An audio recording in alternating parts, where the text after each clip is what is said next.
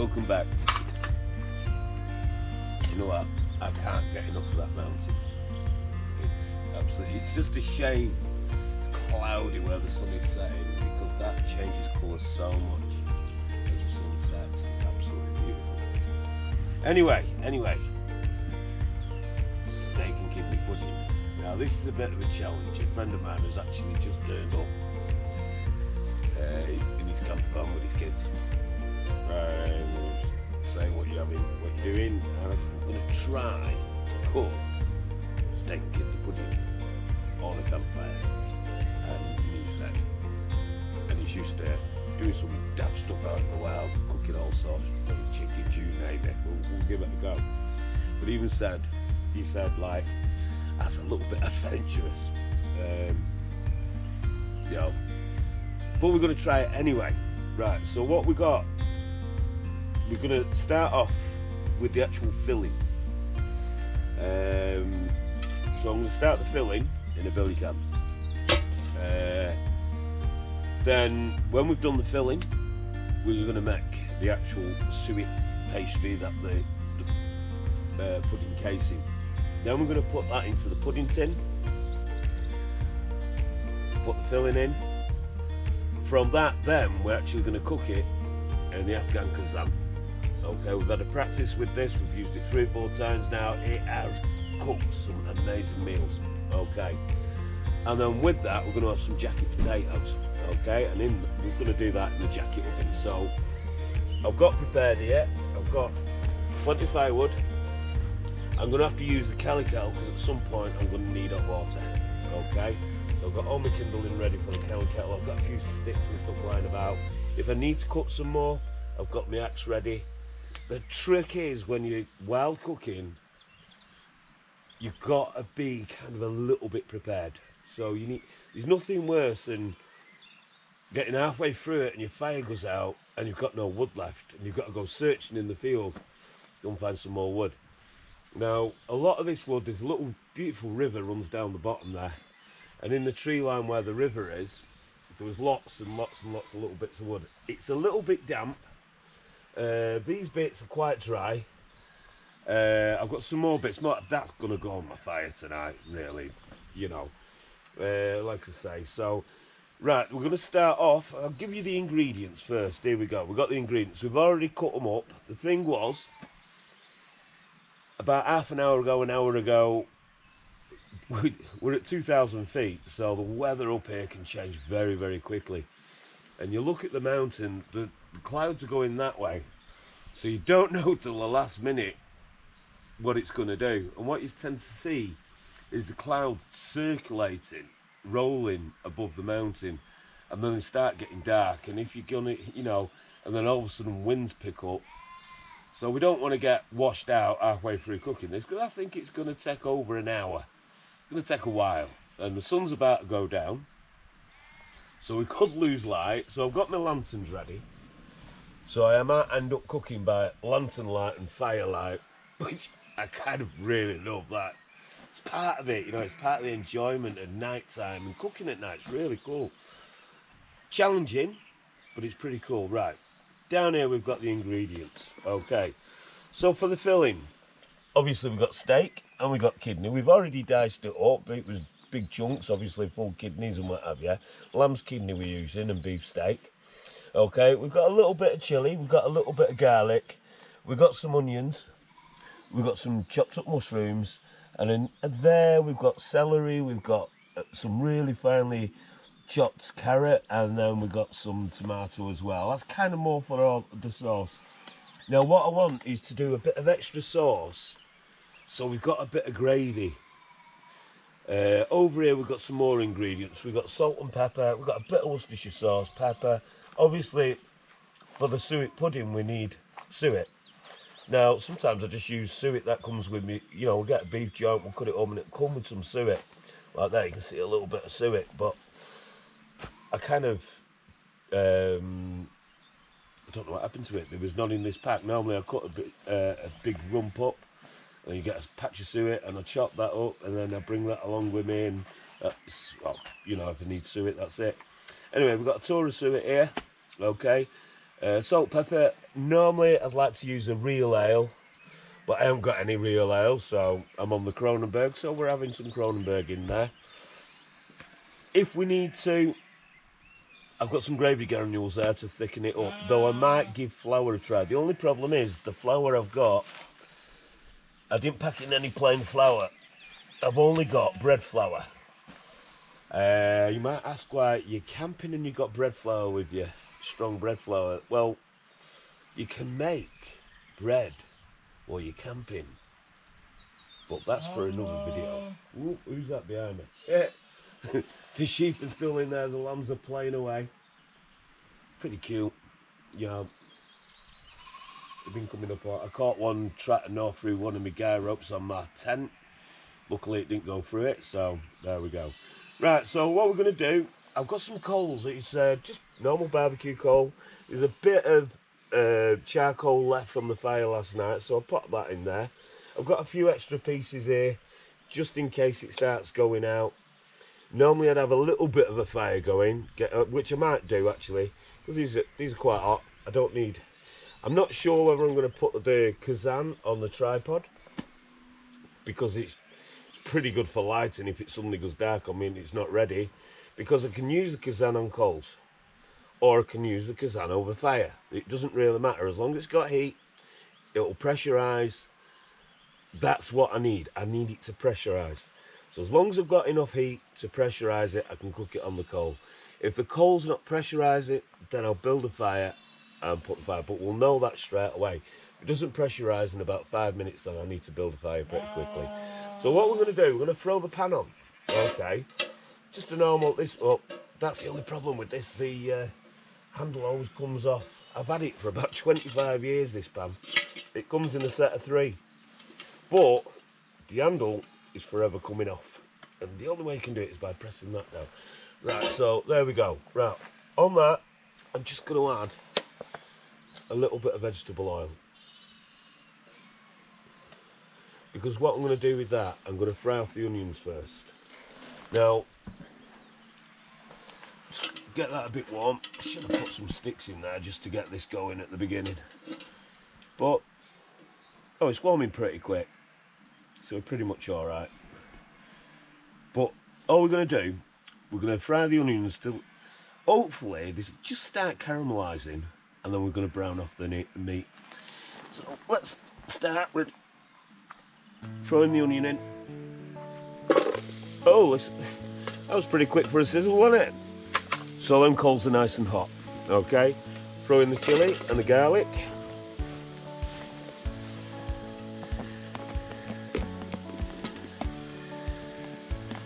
There we go. I'm just going to add a little bit of seasoning in there, just to bring out. There we go. That'll bring the juices out on the onions there. We'll give that a bit of a stir. Just to soften them onions up. Once them onions are nice and softened up, we're just going to add the meat. Really easy this, such a simple recipe. The big thing is whether the pudding itself works. Okay, so there we go, just bring them up a little bit.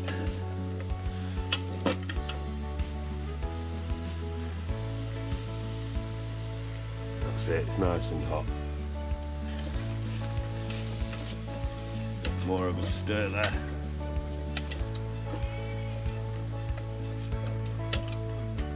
Whoop! Is that a mozzie or is it a mop? It's a mop. I don't like mozzies, they bite. I can stay at the back of my hands with the mozzies. That was at the last site. It was absolutely full of mozzies and midges. And as soon as it started going dark, they were out to biting you all around your head. I was trying to make a video and I'm like, oh, bloody mozzies. But this site isn't too bad. There is a few, but you're far enough away from the river. You know, the last place we was at was right on the river in quite sort of dense bushland. Well, it was under oaks. We're under an oak right now, kind of like sheltering under an oak, especially when the weather's hot. Give you that little bit of shade. Right, it's starting to brown them onions, so I'm just going to throw in my steak now. There's my steak in there. Now kind of want, look, there goes the handle again, let's not use the handle. Right, so we want that to brown. I'm going to throw in the kidney as well. And a bit, let's season that up a bit. A little bit of pepper in there.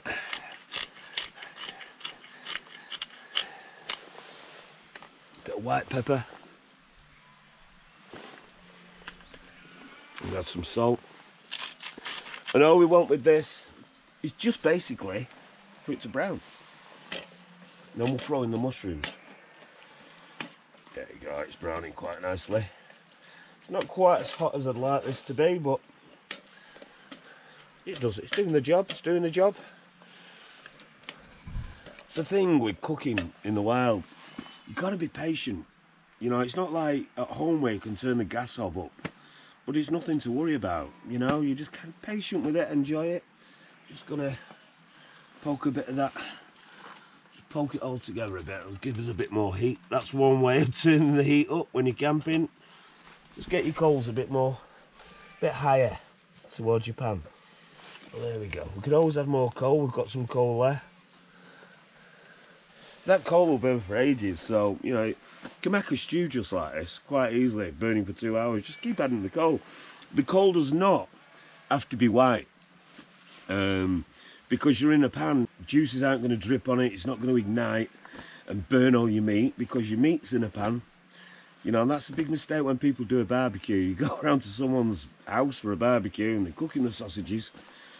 The coals aren't white, and they put the sausages on, the fat drips on, boom, flames. You'll get flames anyway, but they've got the sausages too close to the coals. They're still black, and you end up with black sausages that are raw in the middle.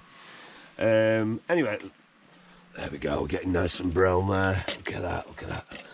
Okay, right. Let's get these mushrooms in as well.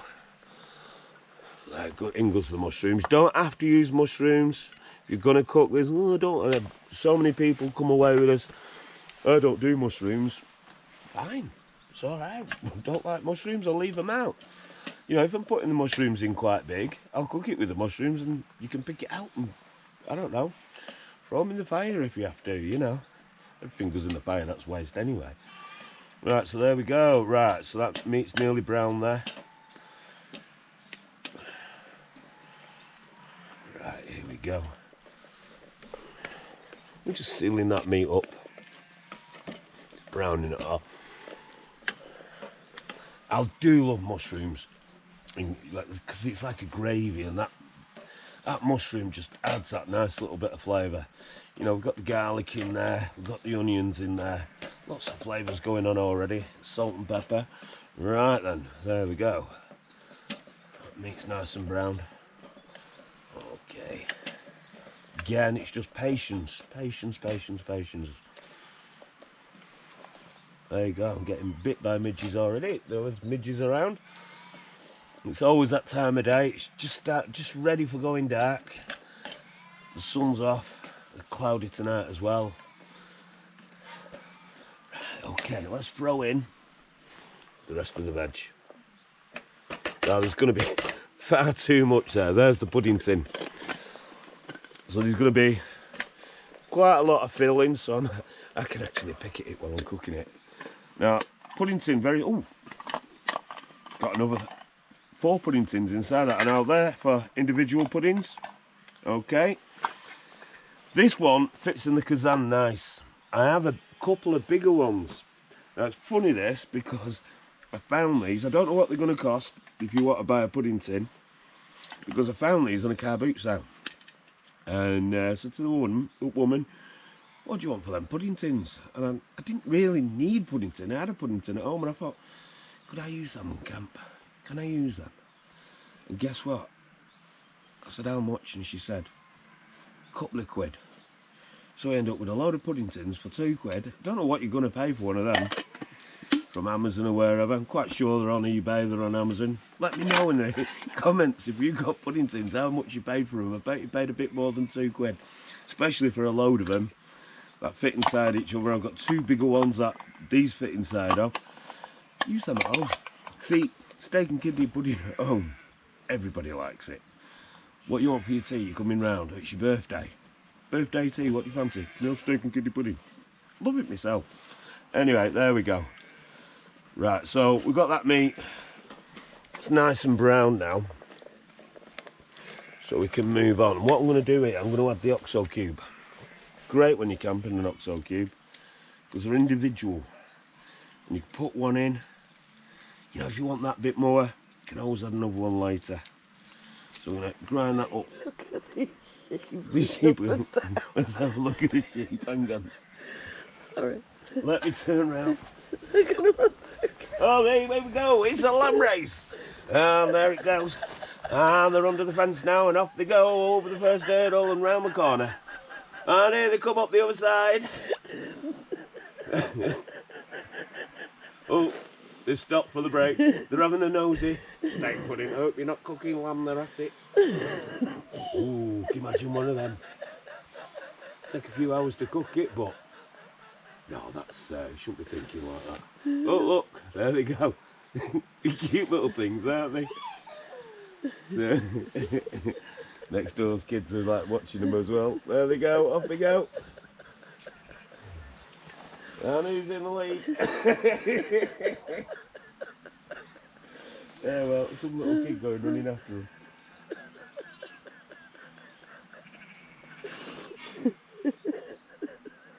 Yeah, well, let's get back to the cooking before it burns. Sorry. I just saw him coming. Right, here we go. So, right, meat's prepped. Right, I'm just going to give the OXO cube a nice rub in. Okay. Will you concentrate, please? I'll get some other camera woman. Right, now then, we're going to start adding the old Kronenberg. Like I say, I prefer real ale when I'm doing this. Staking ale, absolutely brilliant. And I've got midges getting me. There we go. See, that's enough. Okay, we're just making basically a sauce. I want a bit of extra left, so I've got enough to make a gravy. The only thing is, it starts getting halfway through this point, and then you want to start picking at it. Right, so I'm going to leave that now, and all I'm going to do, I'm just going to pop a lid on this, and I'm just going to let that cook away, and then we'll get on to the next bit. So there we go. Great little pan set this. It was a set of 3. I bought it 20 odd years ago. I use them on my oboe stove. I'm going to make a video about the oboe stove. It's amazing what you can do with that. You can be on the middle of a mountain, you've got nothing, a couple of pine cones, you've got a pan with you, you've got what have you. Even if you're just out with the kids for the day and they want a hot dog, it's great for warming a few hot dogs up and frying the onions and everything. Right, so somewhere I've got the lid, yeah, which is cool because that is a pan in itself, or you can eat off it. You know, you've seen it on the TV, I suppose, right, okay. So I'm just going to seal that up and just let that simmer away. There we go. Once the lid's on, it will get a lot hotter. It will start bubbling. It'll break that meat down a bit. I don't want it fully cooked because it's going to have an hour in the Kazan. I don't want the meat to completely fall to pieces. So here we go. And hopefully when you come back, it's not dark. Okay.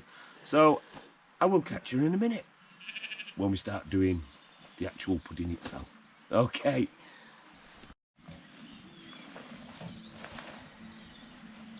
Right. Now then, right, welcome back. Right, we've got mozzies and midges and they're kind of biting, so they're in front of the camera there. So what I've actually done, a little trick which is pretty cool. The old paraffin lanterns or kerosene lanterns, often known as a storm lantern. I mean, these are pretty old, these are really old examples. But what I've actually done is put some citronella, instead of putting paraffin in, I've put citronella oil in. Now, citronella, sort of, mozzies and midges, they don't like it, keeps them away, we hope. Now, what it'll do, hopefully it'll build up in the canopy, and the smoke from it, I've lit a fire as well. So I've got plenty of wood to go on there, I've got loads more over there. But that's, I need the fire for the baked potatoes anyway, and I can put the Kazan on the fire, or I can cook on here. So we've lit that. Hopefully, I am getting bits. Another little thing you can do where you're cooking is straight over, and that'll protect you a little bit. A little trick I learnt when I was in Egypt. Okay, one to keep the sun off your face when you're in the desert, and the other one, the mozzies can be quite bad at night. And it keeps your head warm, and I can feel the midges biting. Anyway, so we've got the citronella on. We've got this. It's sort of bubbling away there quite nicely. It's quite happy. What I'm going to do, I'm just going to add some Worcester sauce because I've got to put it in at the beginning. I do like my Worcester sauce, as you know. It's been in a couple of videos now as the bottle of Worcester sauce, a bit of that. I could add some lemon juice, but I haven't got it to hand. Okay, we'll have a quick taste of that. Have we got a spoon? Oh, it's the one I've been stirring my coffee with, but that'll do.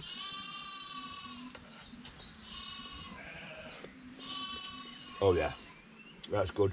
You can taste the mushrooms, you can taste the garlic in there.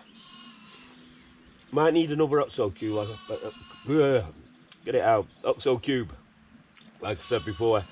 And then of course it'll want thickening up. So I'll see how much the veg breaks down, how thick it is. Barley's good in here as well, it makes it kind of creamy. But I'm just going to leave that as it is. I'll give it another try later on when the meat starts to soften up a little bit. Now then, let's get on with the dough. Now basically what I've got here, I've got a Kelly kettle. It's a bit warmer than tepid, really. I wanted it tepid, but it's a little bit warmer than what I wanted.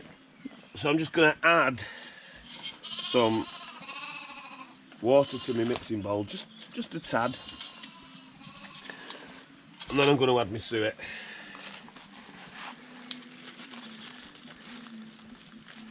It's not opening. Get the knife. Easier. Yeah.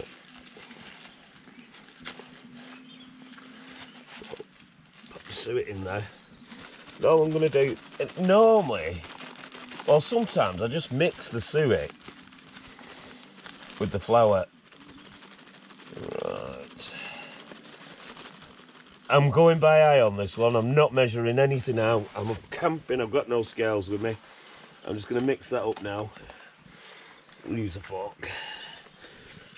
Okay, and what that'll do, there's something in there that was in the bowl. It must be a pepper or something, probably on my spoon when I've stirred the stew, well, the steak and kidney. I'll have stirred it with the spoon and put it in the bowl. Because you just kind of want to put your spoons on something. You don't want the grass and stuff getting in your food. Well, it doesn't really matter. Ends up in your food half the time anyway. Well, there we go, we've got that. We need some salt in there. Dump of salt. Like I say, I'm eyeballing everything. I'm not measuring it out. I never do. That's a bit of pepper. One thing I do like in pudding pastry is something called caraway seed. It just gives it this nice flavour. Fortunately, I haven't got any. But if you get some caraway seed and toast it with a bit of cumin seed and nigella seed, which is a black seed, toast that up and then get it in the grinder, little pot, pestle and mortar, and then add that to your mix, and it just gives it a slight different kick. Not a kick, it just gives it a nice flavour. Give it a try. Tell me what you think. Leave a message in the comments, as I say. Right, now if the water was a bit hotter, that would actually dissolve, but you know, there's no science to this. I'm now going to add my flour. I have no, people say sieve your flour. We're camping, we don't have a sieve. It's quite fine anyway. So there you go. Like I say, this is bread flour. Normally you'd use plain all-purpose flour. We're just going to mix that up. Now we want to make enough mix here to kind of, now normally when I do a suet, I think I use 50% weight to the flour, similar to when you're making a pie, okay? But like I say, I can't measure it out, I've got no scales, so I'm just gonna, I kind of know what I want just by looking at it. There we go, that's mixing nice. I kind of need a bit more, I think. It's a bit sloppy anyway. I'm just going to add a bit more to it. All I want is enough to fill this bowl and make a lid. Again, I'm eyeballing it, so I kind of roughly know how much suet I put in there, and I want twice as much flour. Though, if you look, big dollop, there we go, a bit more flour. What that'll do is that should do it. All we've got to do now is get this to the right texture to make. Oh yes, that's it. A lot of people knead it in with the fingers. Sometimes I do that, you know, knead the suet in with the fingers to make a breadcrumb type thing. I'm going to get my hands in here anyway. Check they're quite clean. I've just washed them actually, but you're camping, they never come completely clean. Right, so what I'm going to do, get my hands in there, swirl it round, get that suet in. There we go. Kind of almost kneading it really. Keep holding it in. Some suet on the bottom there. Okay. It's quite not a bad texture that. Oh, I've got no rolling pin, never mind. Do you know what I'm going to use? My bottle. Get all that off there. Get it all out of there. There we go, that's good. Ooh, I feel the heat from that fire on my face. Get rid of that. Right, I think them lamps are working with the citronella oil. Is I'm not being bit as much. You know, we didn't get a single midgie last night. But tonight, there's quite a few. Maybe it's because it's drying. We've had heavy rain, like 3 days of it. Oh, that's looking good, that's looking good. So we need to cut a bit off of this. A little bit more flour, I think. You can sort of feel the stickiness. Okay. Whoops. And do you know what? I put them on there. I'm going to use that to roll my pastry out in a second. There we go. Right, okay.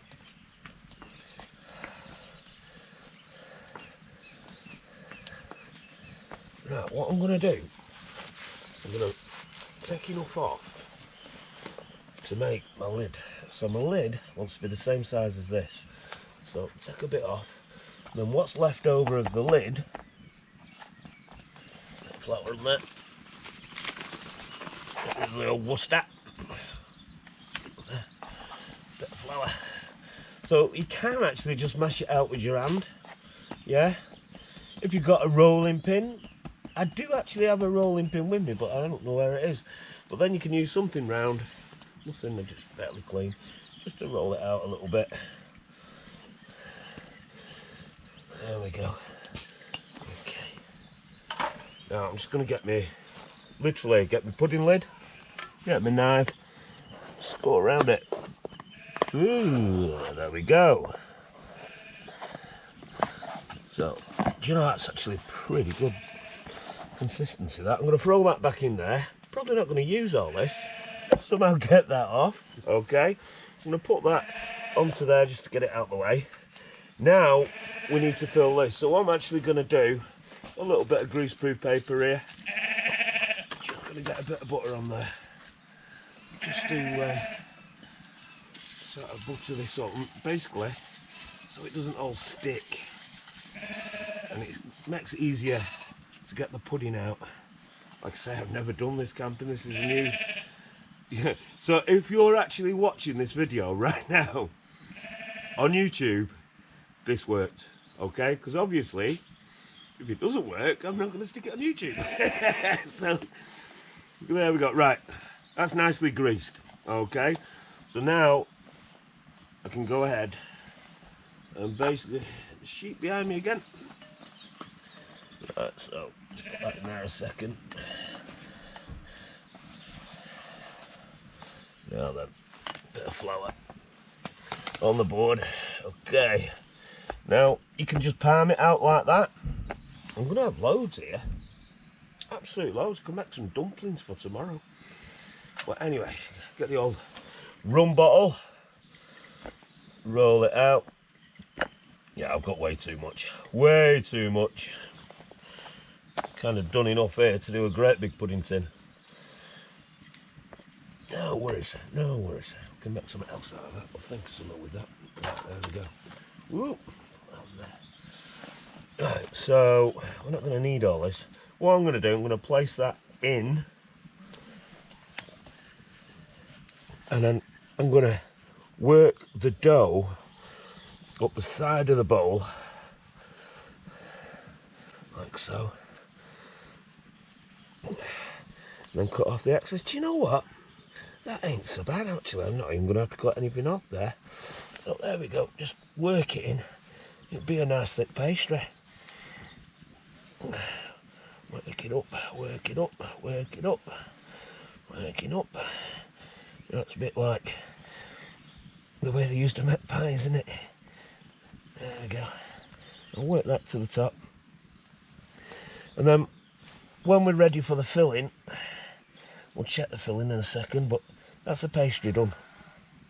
It's as simple as that. Working the way around.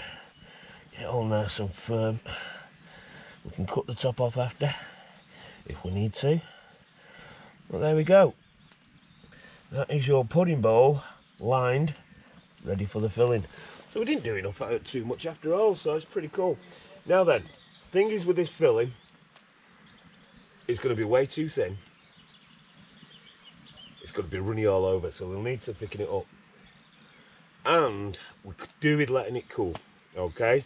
And then we can get the base and the pudding together. Okay, so let's just check on this.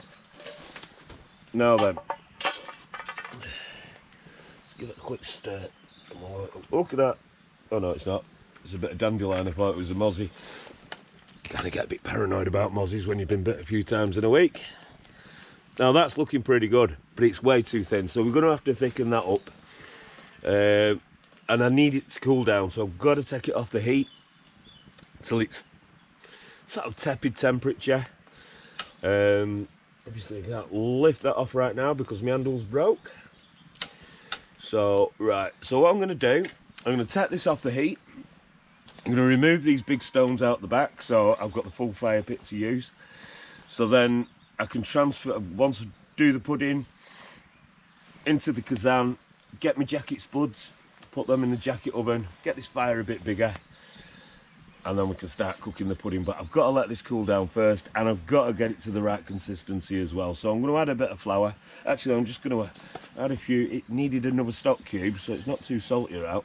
I'm just going to add a few, the chicken gravy granules. These I'd normally use beef, but I haven't got any. So the chicken gravy granules. What that'll do, that'll thicken it up really nice. And then I'm going to pull my meat off and the veggies, you know, by just draining it off to the side like that. And then we'll add that to the bowl, leaving us some juices to make a gravy with later. Okay, thanks for being patient so far. I'll be back in a minute when it's cooled down and we're ready to put the pudding together. Okay, see you in a bit. Oh, hello. Right, we're back. Okay, what I've done is just put a couple more charcoals on there. Now I've let the fire, deliberately let the fire burn out. Two reasons. One, the wood is quite wet. Like I say, it's been raining for days. 3 days, so everything out there is pretty wet. So one, it will dry the wood out. But what's happening, which is really nice, is the wood there is smouldering and smouldering. What's happening, I've got a really good bed of embers. And the embers are really, is what you use for cooking. It's the hottest part of the fire. And basically, I need some embers. I'm going to use a potato oven here. There was a rock here holding my griddle up, okay? So what I'm actually going to do, I'm going to dismantle the fire. The Kelly kettle's about to boil. I can hear it. So we need that to put in the kazan. So let's, and this is nice and thick, okay? And we're only going to use the meat. We're going to try and keep some juices back so we can make some sort of gravy. So you got your jacket potato, we're going to put some butter on that. Then the pudding itself, which is all pretty much ready for putting the filling in. But I was going to put the kazan on the tripod, but it's going a bit dark. So I'm actually going to put the kazan on the griddle instead, and bury the potato cooker in here. So basically, because the potatoes don't need quite as long to cook, so and then rebuild up the fire, and then as the kazan's ready and the pudding's nearly ready, obviously they'll be slow cooking anyway. This is my plan. Well, it's not a plan. I'm making it up as I go along. Never done this. Nobody I know of has ever done this, and I thought it'd be a bit of a challenge. And it's one of the favourite teas in the family. So when people come out here with me and they spend a couple of days with me, and I know they love steak and kidney pudding, I can do them one as a surprise. And that's what it's about. I think there's lots of things people take for granted when they've got a cooker at home, but it's daunting when the only thing you've got to cook with is a bit of charcoal or a bit of wet wood. Okay, now it's quite heavy that, so you just know it's wet. Anyway, so what I'm going to do, actually, before I start dismantling this lot, I'm actually going to do the filling. So there's a pudding bowl. We pre-lined it with the dough. The lid's on there. Okay, so there's the lid. So now this is nice and cooled. I can actually touch the pan because the handle's broke. I'm going to ladle the filling. Look at that. And it absolutely tastes gorgeous. We both just had a try of it and it's beautiful. Well, there we go. Fill it in. Do you know when I thought there'd be loads left over? There isn't. There we go. Put that in there like so. There we go. Put it in. Let's get it nice and full. We don't want to overfill it, but we want it nice and full. I'm trying to keep some of these juices back. But do you know what? We're not going to have a lot. I'm going to add some more beer to this. Some more Kronenberg. There we go. We've got a few of the carrots and stuff on the top there. Right, now then, that'll do. So I've still got a bit of meat in there, so when we boil that out, because I can put that next to the kazan, I'm just going to put it in a smaller pan. Okay, now in here, what I've actually done, I've just added a bit of water. Actually, I'm going to add a bit more. That's kind of boiled anyway. Let's get your knife. Ooh, take the lid off it, don't we? There we go. Whoops, filling it everywhere. I think you added some more water then. It's okay, it's okay. It's only an experiment. We've never done this before. I've just got a little bit of a paste there. A bit too much, but I didn't quite want that much. I'm just going to add that. It's going to wet the top of the dough. It's actually gone quite hard. And I'm just going to use this, hopefully, to help seal it.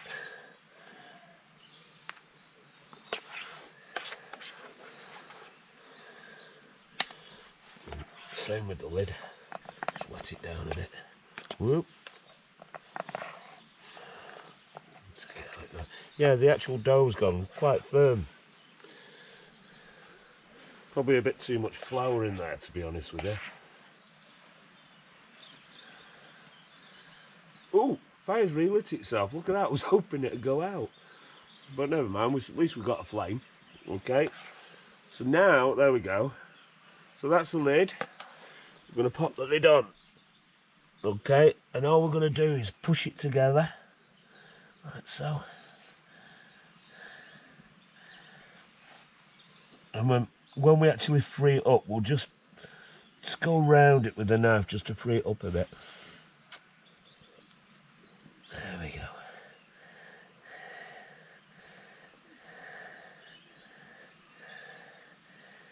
That's it. Now I'm hoping I'm going to fit this lid on as well. I think I filled it a little bit too much. Because the problem is, if I filled it too much, when I pop the lid off, it's going to pull the top of the pastry off. There we go. We're sealing up there so it just doesn't bubble out the side. Bit of water.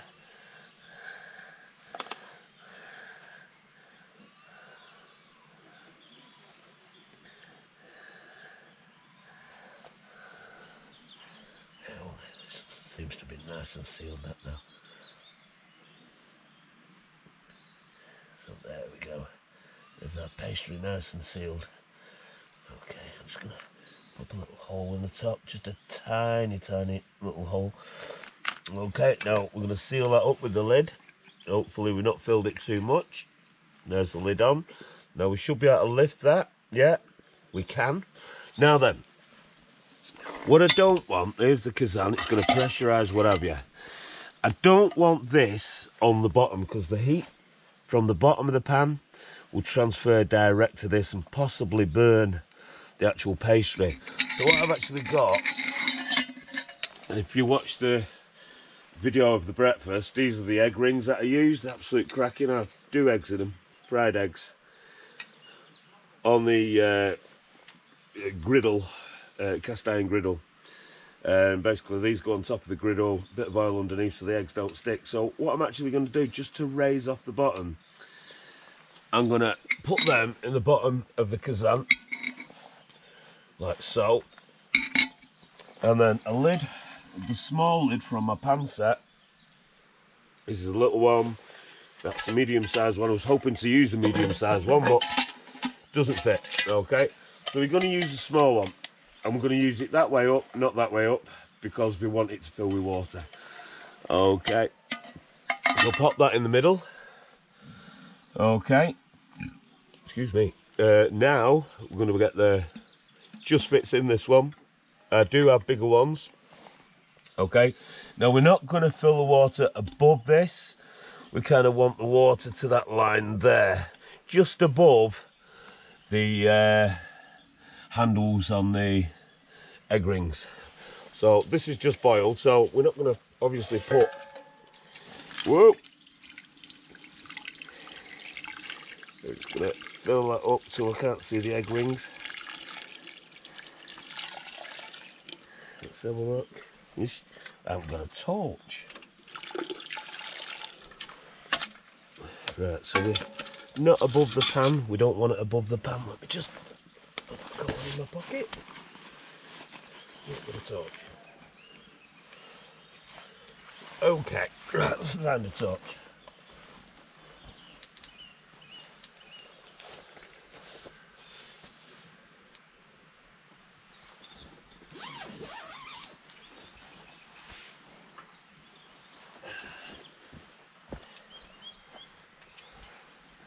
There we go. We can see how much, yes, we're up to the top of the egg rings there. So that's pretty cool. So when it starts boiling, it's not going to fill this up. Let's see if we can get a bit more, if we've got more. No, that's empty. So we'll be fine with that. Okay.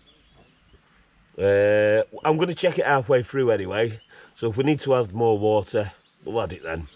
That'll do for now. Okay, so let's just pop the lid on. If you've not seen a Kazan before, it's an Afghan Kazan or Afghan cauldron, okay? Basically, it's a pressure cooker. So these are your valves for releasing the pressure. That's your lift-off handle. There's another valve on this side. That's some kind of emergency valve. If the pressure does get really bad in there, that'll pop off apparently. I've never done that. I've only used it 4 times, so first time with this sort of recipe. Okay, now this basically clamps onto the top. If you've seen a previous video, you'll have previous video, it's the stew one, and we make it's the first time we ever used it, and we made a stew. It was absolutely gorgeous, one of the best stews I've ever made, never mind where you're camping, ever made. So that's how the Kazan works. So you tighten this down, don't go too tight, it's made of aluminium. I kind of find getting it almost level is tight. You don't want it so it's leaking out the side. Okay, So that's ready to go. So now then, let's get the fire pit ready. So we've got a little bit of charcoal going on. We've got a load of hot embers down there. Now it is going dark. Get rid of my torch for a second. I'm just going to lift off. See, I want to rescue my fire. So, but what I do want is some of these embers. Ooh, I'm breathing in all that smoke there. It's going to just making me choke.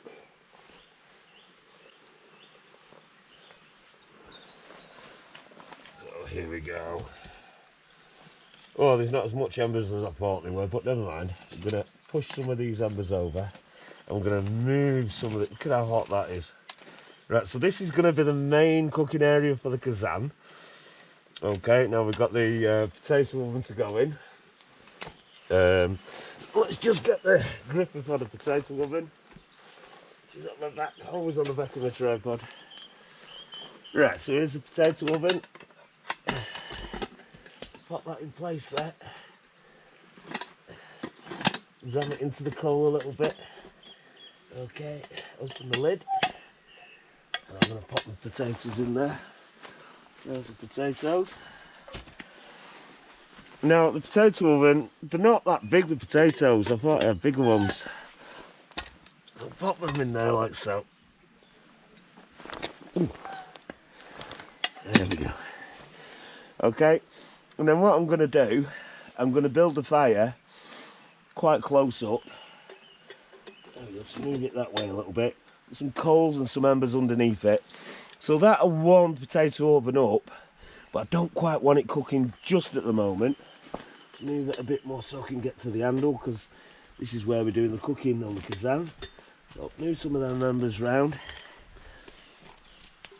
Remember, if your charcoals burn out, you don't have to restart it all. You just throw a few more charcoals on. Right, now then, let's get that cool enough to handle. Yep. Pop that on there, like so. Oh, potato oven needs to go that way a bit. It's going to cook very quickly, actually. It's a bit close. I'm going to have to build the fire over in this corner for now. There we go. Okay. Now, the hot bit is here. Not right to the edge, because there's a stone there. We want just over these charcoals. So I'll lift the kazan. Bear in mind, we've got hot water in there already, so it'll take it less time to cook. And that's where it goes. Yeah, and that's where it's going to stay. Alright, hang on, where's my torch if you can't see? I put it down and I can't find it. Oh, it's in my top pocket where it normally is. There we go. Right, so as you see, you've got the coals under there, metal grate, and then the potato oven's there, got potatoes in it. One of the little things I'm going to do right now is just get a couple of coals and stick them on the top of the potato oven. You can actually just cook your potatoes like this with just a few coals on the top, but I want a couple underneath. And really all I'm doing is getting that potato oven heated up, and then heat will come from the fire, and then I can feed it with more embers from the fire. Okay, so basically that's all we've got to do apart from make a gravy. We just leave it now. I'll bring it to pressure. It's already starting to build up in there. You heard a little hiss. So give it 5 minutes, it'll come to pressure, and then I'll put the camera back on. So give me 2 minutes. Right, so potatoes are actually cooked. So the kazan's taking its time. So if we look in there, we've got some lovely potatoes, all nice and crispy. So the kazan seems to be leaking there. So I'm not getting my pressure. Oh, I am got my pressure. Okay, but we seem to have a leak here. Don't know why.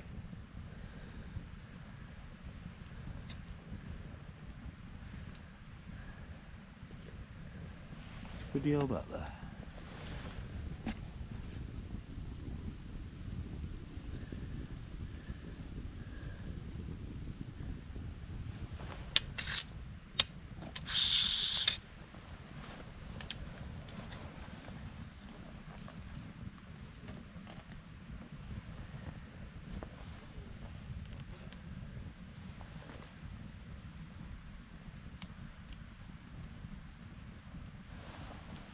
Well, we'll have a check on it in a bit, yeah? Yeah.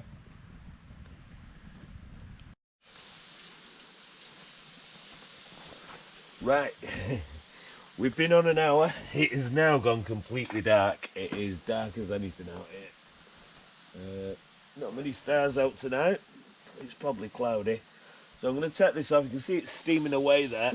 So I'm just going to lift it off. Whoop. And I'm going to depressurise it. I can actually smell it. It smells gorgeous. We've lost our lights. Oh, okay, yeah. we've got no lights. Okay, so I'm just going to depressurise it.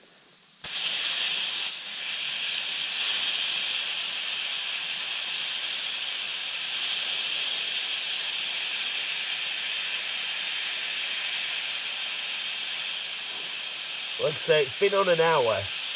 I had to take the potatoes off because they were pretty much cooked.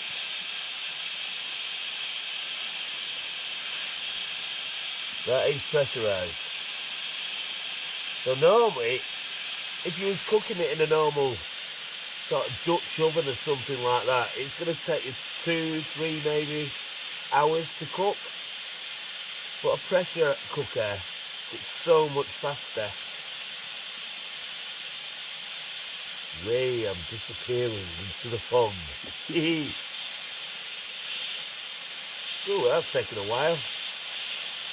Now that's been on coals, but it's been in front of the fire as well. So coals work really well. I think, in a way, with the amount of pressure that's in here, it might be working too well. I might have to next time just have the grate a little bit higher. Can't see you. Oh, we're nearly there, we're nearly there. Now, I'm going to have to wait for this for about 20 minutes before I set the lid off.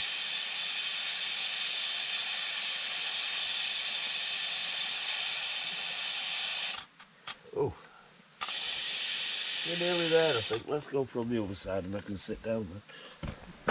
Your head torch is on there. Oh, my head torch is on here. Oh, here we go. It's not working. It's not working. Well, why is it not working? There we go. Oh, the batteries are flat in it, I think. So there we go. Just lifting up the valve there. The fire is extremely hot. I've got lots of good embers there. Now, should this not be cooked, all I will be doing is just grabbing a few of them embers.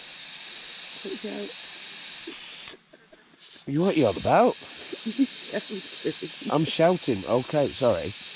Right, so basically I'll be putting a few of them embers under the grate. I'm going to put my, that is our gravy. So I'm going to put that just on the grate there. It's got some embers burning underneath. We'll give that a quick stir. We'll warm that and see how thick it gets. And still got a, there you go, there's our lovely gravy. Of course it was from the original juices. Now we did taste it when we took the meat out of it, and we did thicken it up a little bit, but I've added more beer to that. Like I say, we'll just warm that up, bring that to the boil. It'll boil really easy on there. Let's see if there's any more steam left in here. Yes, there is.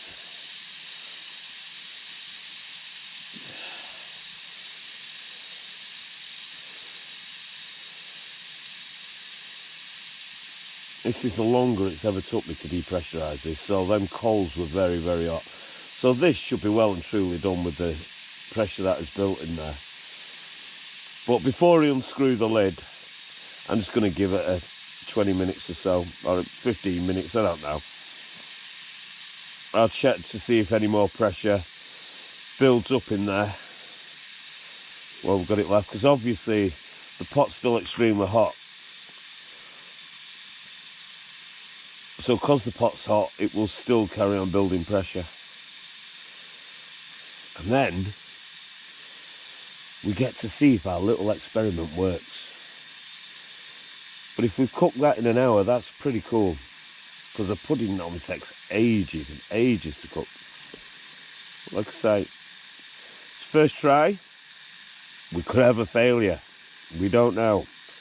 Not until this pot is unscrewed, the lid is removed.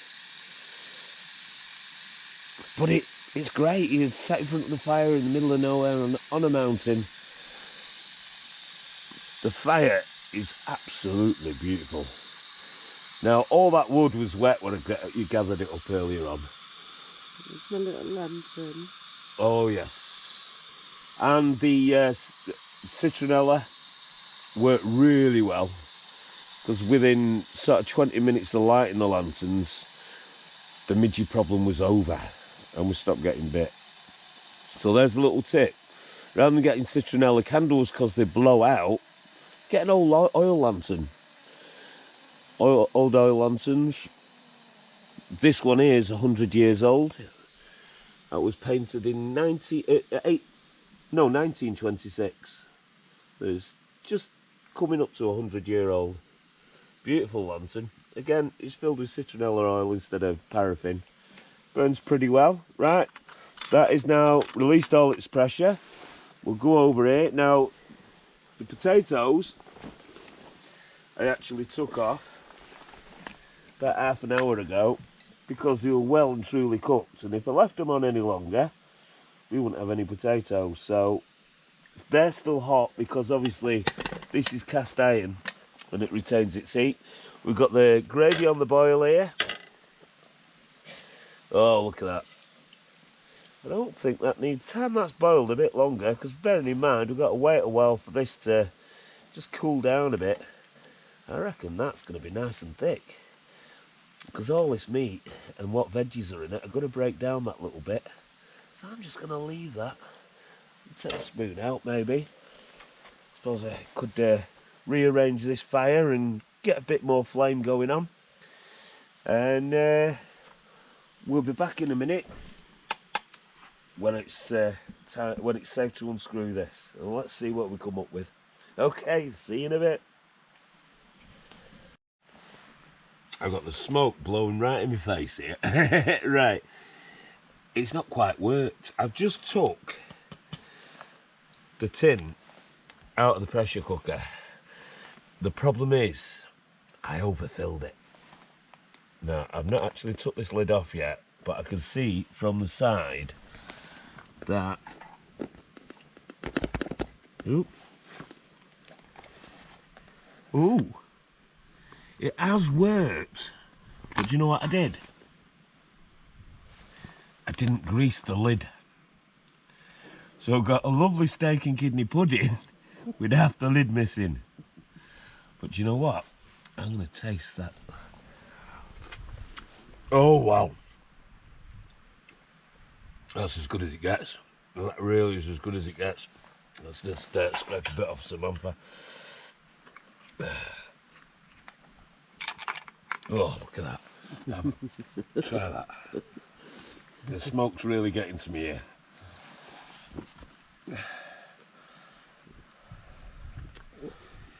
Oh, what is beautiful. Jesus, let's just get you on camera for a change. There she is. Your fire was lighting you up perfectly. What do you think?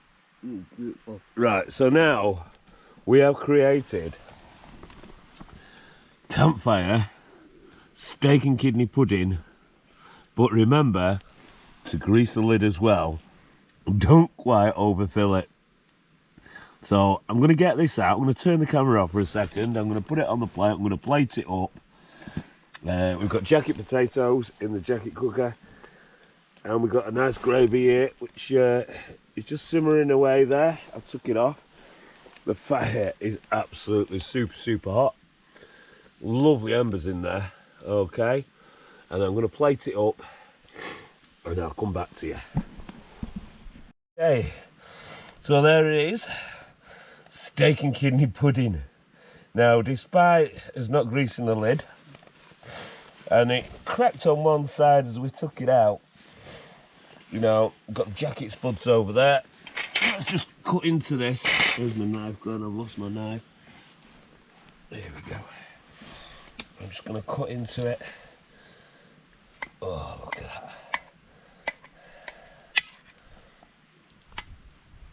Look at that. Whoa! And there we have steak and kidney pudding. Loads of meat in there. I'm going to split that between the two of us with the jacket potatoes and pour on some lovely gravy. Give me a second, let me plate up. There we go. I've divided it in half, so we got half each. I'm just going to pop some butter on them.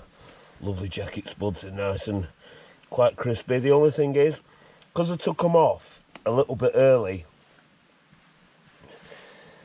the skins went soft again. Whereas when I actually took them off the first time, well, I'm just going to have a little bit of butter, not too much. Now then, I don't want gravy on my spuds, but I want gravy on my pudding. And of course, I've got the wrong glove. There we go. So my handle's gone on this, so I'm going to have to lift it off with a glove because it's hot. There we go, some lovely, nice bit of gravy there. That's made from what we started off with. I've added a bit more beer to it. It's thickened up as I've heated it. I'm just going to pour that lovely gravy all over the top because there's meat in there as well. Okay, Samantha, you want gravy? Yes, please. There we go, lovely gravy. Okay, so here we go. Right, let's use the camera. You can have the first try. Right, there we go. Right, where's your knife and fork? It's extremely dark here. We have got the lanterns and we're only using a torch while we're filming.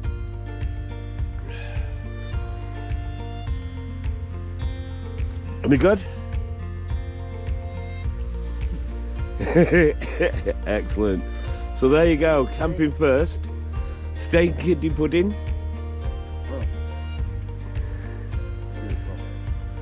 Now if you like the idea of this recipe, it was a bit of a crazy one. There's mine down there. Lovely pudding, jacket spud with gravy. I've got carrots in there as well. You've heard from yourself from Samantha. It's really, really nice. I've had a taste myself, it's gorgeous. So, it's a bit dark to do an outro. So, if you like my videos, please subscribe. Please put a like, that's the main thing. And please leave a comment, because they're important. Even if you don't like my video, that way I can improve. If you do like my comment, then if you do like my stuff, then please comment with positivity. And I'll get back to you soon with another video. I don't know what I'm doing next. I'm going down to South Wales. I'm going down to the Gower Peninsula to discover some amazing places down there. Got a tomb to go to and a few other things. And again, we'll be doing some more cooking on the wild side. So, from me, Discover the Wonders, Steve. Peace out. Feel the vibe. See you later.